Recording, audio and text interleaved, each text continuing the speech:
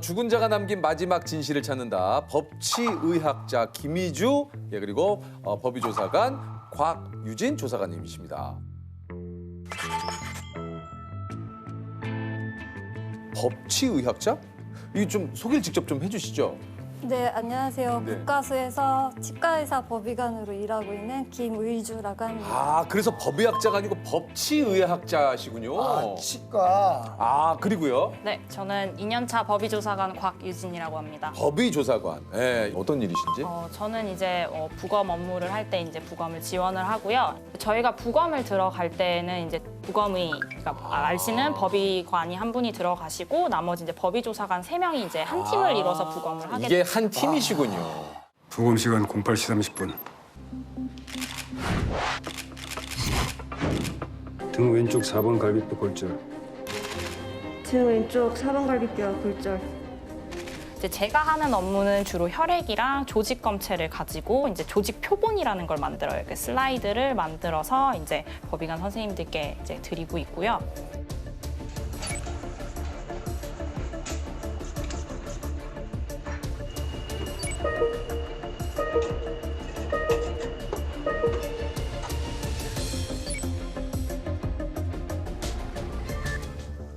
부검을 오늘도 두 분은 하셨나요?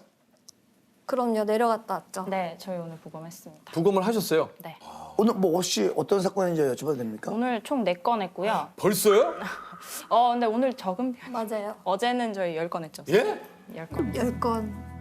근데 건수가 중요한 게 아니고 한 건이 얼마나 이제 복잡한 게 들어오느냐가 오늘은 좀 어땠습니까? 오늘은 좀 무난한 편이었어요. 오전에 다 끝났으니까요. 아, 모든 일이 오전에 좀 다 끝나신 거예요? 네. 보통 부검은 네. 아주 힘든 사건 아니면 오전에는 끝나요. 아주 힘든 사건이라는 건 어떤 것들을? 살인, 다들 뭐 아시는 살인도 살인, 이렇게 폭행. 칼로 한 방을 남기느냐 60방을 남기느냐에 따라 시간이 아니 근데 이제 당연히 이 일을 하시려면은 뭐 당연한 걸 수 있습니다만, 그 솔직히 좀 무섭지 않으십니까? 다 물어보시면은 악몽 꾼 적 있냐 네. 이렇게 얘기들 하시. 안 무섭냐 네. 이런 거 물어보시는데 저 아직 한 번도 악몽을 꿔본 적은 없어요. 어떠세요, 우리? 예. 사실 죽은 사람은 돌아가셨잖아요. 예. 무서운 건 사실 산 사람이 더 무섭죠. 맞아.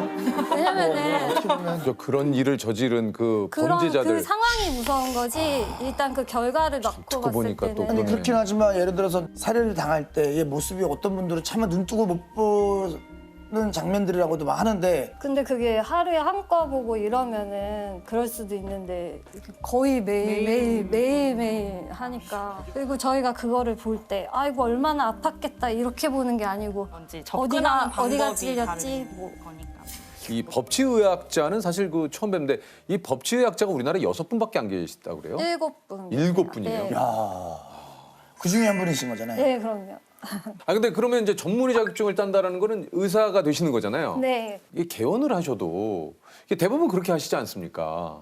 그렇죠. 근데 어떤 특별한 이유가 있으셔서 그런 거예요? 아니면 그냥 치과 대학 다니는 사람은 다 이해할 내용인데 내가 어떻게 살겠다가 다 보이거든요. 뭐 조금 페이닥터 하다가 개원해가지고 평생 소목 나갈 때까지 진료하다가 얘기가 다소 과격합니다. 저희가 모르는 분야라 그럴 수 있겠지만 그렇죠.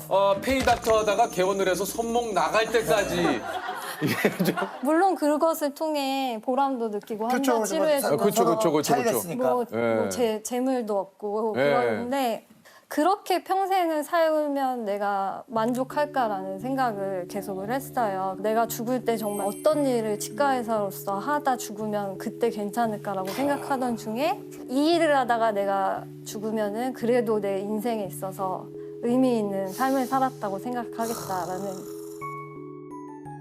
이게 근데 참 저희가 생각했을 때는 치대 간다는 게 뭐 쉬운 일이 아니지 않습니까? 그렇죠. 그게 얼마나 어려운 일인데. 그러면은 동기분들은 뭐래요? 학교 동기들. 약간 막 뭐 조롱하는 애들도 있었고 조롱, 너 뭐 개구리 소년 찾는 거 하러 간다면 뭐 이런 식으로 좀 말을 또 그렇게. 그거는 치과 의사가 느끼지 못하는 것뿐만 아니라 누구도 느낄 수 없는 전국에서 7명만 하는 일을 하고 있잖아요. 그거 하나만으로도 굉장한 사명감을 느끼고 동기 중에 가장 못 버는 친구도 내 수입의 2배가 된다고. 예, 4배 버는 친구들도 있고요. 금액으로만 따졌을 때는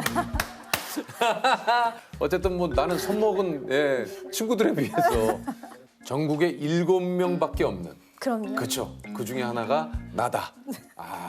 이거는 뭐 진짜 이건 뭐- 5천만 인구 중에 예. 그 유명한 농담이 있어요. 저희 7명은 다 함께 비행기 절대 타지 마라. 우리 7명이 같이 죽으면 아무도 못 찾아준다. 아니 좀 국가수에 대한 그 오해나 좀 뭐 이런 것들 좀 있습니까? 저는 그 TV 같은 데서 봤을 때 부검을 하실 때 핀 조명 예, 예. 하나도 안 보입니다. 없어요? 저희는 지금 이거보다 더 환하게 해놓고 봐요. 부검을 할 때는. 보통 그 드라마 속에서 부검은 주변은 어둡고 네, 핀조명만 딱 해서 그 예, 시신 쪽만 이렇게 딱 붙이는 거 하나도 아니에요? 안 보여요. 그래서 진짜 정말 환하게 하고 심지어 이제 법의관 선생님들이 육안해부학 하실 때 보시는 그 테이블에도 형광등이 달려 있습니다. 그거랑 그리고 가운 하나만 입고 네. 장갑 하나만 끼고 네네. 부검하시잖아요. 저희는 거의 풀 세팅을 하고 풀 세팅이란 어떤 거예요? 이제 안에 이제 수술복 입고 위에 부검복 입고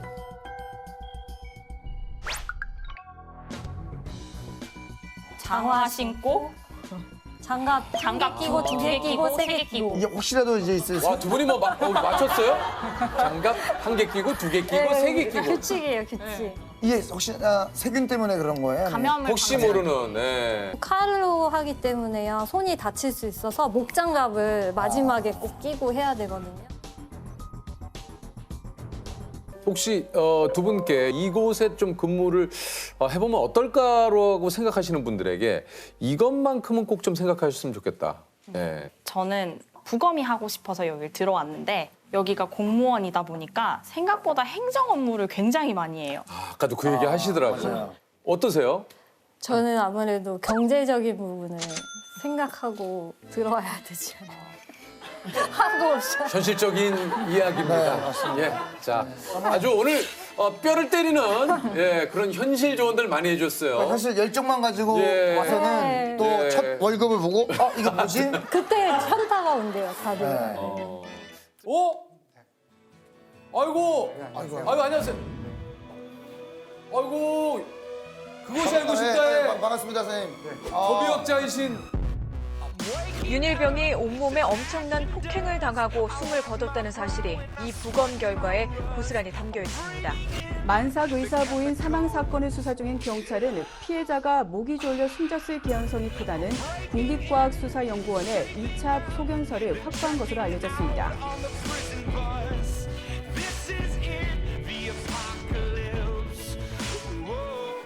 굉장히 여러 부위를 심하게 구타를 당했다라는 걸 일단 확인할 수 있고요.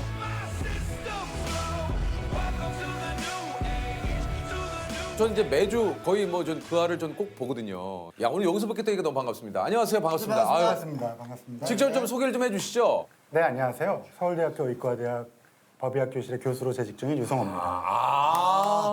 정확하게 법의학자가 어떤 일을 너무 하시는지에 궁금해요. 대해서 좀 궁금합니다. 사실은 법률에 관계된 의학적인 일을 좀 담당하는 게 많은데 쉽게 와닿는 거는 부검. 부검. 네. 시신을 부검하는 그런 일을 많이 하죠.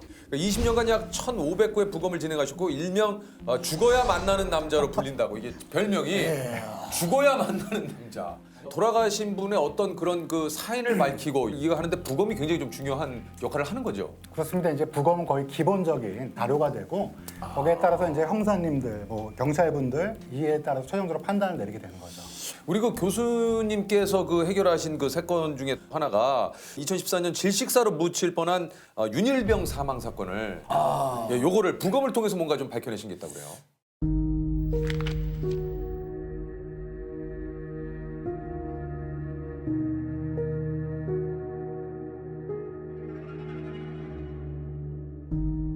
원래 사실 윤일병의 부검은 군대에서 했고요. 네. 근데 이제 그때 당시엔 질식사로, 왜냐하면 그때 당시에 시신을 병원에 데리고 간 게 가해자들이었어요. 그러면서 이제 가해자들이 빵 먹다가 갑자기 체했다라고 진술을 일관되게 하니까 당시에 이제 입안에 토사물이 있고 이렇다 보니까 이걸 질식사로 이제 진단을 했는데 이걸 이제 당시에 지상파 방송에 계신 기자님이 우연히 앉아 있다가 남들이 속삭속삭거리는 거를 들었어요. 그걸 듣고 이제 본인이 그걸 파헤친 거예요. 그리고 그거를 다 전부 다 저를 가지고 와서 제가 보니까 이거는 원래 사람이 사망하게 되면 그 근육이 다 풀리잖아요. 처음에는 이렇게 툭 하고 고개가 툭 떨구고 뭐 이런 영화에서 보시면 이 위와 식도 사이의 조임근도 풀리기 때문에 입안에 토사물이 있는 건 아주 흔한 거거든요. 또 몸에 너무 상처가 많았어요. 그러니까 이제 학대의 흔적이 분명히 있는데 이거를 질식사로 판단해서는 안 된다고 생각해서 그걸 그대로 그 방송을 얘기했고 바로 그날 9시 뉴스에 저도 깜짝 놀랐어요. 진짜. 오늘 새롭게 드러난 윤일병의 부검 감정서를 보면 윤일병의 직접적인 사인이 구타에 의한 쇼크사일 가능성을 보여주고 있습니다. 심한 구타가 특정 부분에 가해지면 이게 맞아 죽었다고 우리가 흔히 얘기하는 거죠. 부교감 신경이 자극되면서 심장이 멈춰버리는 거예요.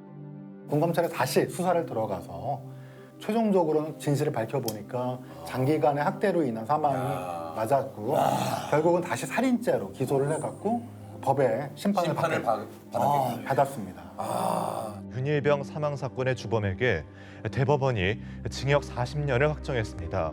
이 병장 등 선임 병사들은 오랜 시간 무거운 죗값을 치르게 됐습니다. 그 일을 하시다 가장 좀 마음이 아픈 사연인 건 뭐가 있을까요? 네, 뭐 사실은 각자의 삶이 우리 다 고단한 삶을 사잖아요. 그래요. 예. 그러다 보니까 다 사연들이 다 마음이 아픈데 예전에 그 의정부에서 아파트에서 크게 불이 난 적이 있었어요. 휴일이어갖고 많은 분들이 사상자가 있었는데 그중에 한 분을 제가 부검하게 되는데 그분이 젊은 여성분이었는데 비혼모였어요. 그러니까 아이를 낳았는데 혼자 키울 수밖에 없는 상황이었는데 근데 아이를 꼭 끌어안고 막 불길이 막 화마가 있는데도 끝까지 버티다가 아이는 멀쩡했는데 어머니는 크게 화상을 입고 병원에 가서 치료를 꽤 받으시다가 그만 돌아가셨는데 근데 이분이 사연이 원래 그 홀로 자라신 분이에요. 보육원에서. 그러다 보니까 입양과 파양을 2번씩 이렇게 겪다 보니까 제가 이제 부검을 하면서 그분 눈가에 이렇게 눈물이 알라붙은 작을 보고 돌아가시기 전에 얼마나 마음이 본인도 홀로 자라셨는데 아이도 이 세상에 홀로 남겨진 거를 얼마나 마음이 아팠을까 그래서 저도 마음속으로 많이 울고요. 더 기억에 남는다고 말씀드려요. 2주 전에 있었던 의정부 화재 때 아이를 지키려다가 온몸에 화상을 입었던 20대 엄마가 결국 하늘나라로 떠났습니다. 소방관의 품에 안긴 4살배기 아이. 아이를 지키기 위해 온몸으로 불길을 막은 23살 남호 씨가 끝내 세상을 떠났습니다. 엄마와 단둘이 지내던 아이는 돌볼 사람이 없어서 아동보호기관에 맡겨졌습니다. 본인 걱정보다도 그 이제 남겨진 우리 자녀분에 대한 마음이 얼마나 좀 컸을지가 이게 참 법의학자인 자신을 뭐라고 그때 얘기를 하셨냐면 죽은 자들이 끝내 말하지 못한 이야기를 듣기 위해 삶의 마지막에 등장하는 빛도 없는 카메오다. 네, 저는 그분의 인생에 저는 절대로 조연도 아니고 옆에 뭐 지나간 사람 1, 지나간 사람 2 정도 되는 카메오지만 그래도 그분한테 혹시나 뭐 밝히고 싶은 얘기 또 들려주고 싶은 얘기가 있다면 그거를 그래도 간신히 끄집어내서 전할 수 있는 그런 역할이 아닌가 싶어서 카메오가 적절할 것 같아요. 저는 항상 뭐 모든 어떤 사연이 있는 돌아가신 분이든 부검을 시작하기 전에 마음속 깊게 기도를 드리고 합니다. 사실은 아프지 않게 해드리겠다라고 그리고 보기 흉하지 않게 조금 우스꽝스럽게 보이실 수도 있는데 최대한 열심히 해서 잘 밝혀드리고 그리고 예쁘게 잘 봉합해드릴게 제가 잘 꼬맵니다 하면서 누구든 자신의 인생은 굉장히 고단하고 힘들지 않겠습니까? 그런 분들의 삶의 마지막에 제가 조금은 진실을 말씀드릴 수 있게 노력을 하겠습니다. 좋은 곳에 꼭 가시길 바랍니다. 이렇게. 전 사실 종교가 없어요. 근데 없음에도 좋은 곳이 있기를 꼭 바랍니다. 그리고 힘든 인생을 사신 분들이 마지막엔 꼭 좋은 곳에서 좋게 밝은 얼굴로 있으시길 바라요. 그리고 나중에 혹시 제가 그곳에 가게 되면 너구나 마지막 뭐 이렇게 얘기하면 그걸로 되지 않을까?